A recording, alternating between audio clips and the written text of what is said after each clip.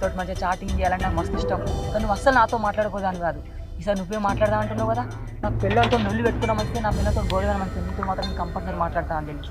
నిజంగా అంజలి, ఎంతోమంది నలుగురు నాలుగు మాట్లాడుకున్నారు. కానీ నేను నీతోటి ఖాళీ ఉట్టిగానే ఫోన్ మాట్లాడదాం, ఫ్రెండ్ లెక్క మాట్లాడదాం అనుకున్నాను అంతే. కానీ నన్ను నా భార్య నిందల పాలు చేసింది, వాడకట్టోళ్ళు నిందల పాలు చేసారు.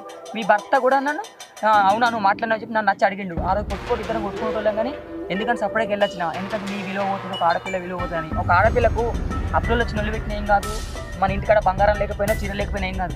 కానీ ఒక ఆడపిల్లకు వేరే ముద్ర పడింది, వేరేతో మాట్లాడుతున్న ముద్ర పడింది అనుకో, ఆడపిల్ల బతుకున్న శవంతో సమానం. ఇగో అంజలి, నేను నీతో మాట్లాడుతున్నాను, నాతో మాట్లాడుతున్నావు అని ఒక చిన్న నరమానను కూడా తెలియవద్దు, సరేనా? ఒకళ్ళు తెలిసిందనుకో నీ సంసారం ఖరాబ్ అయిపోతుంది, నా సంసారం ఖరాబ్ అయిపోతుంది.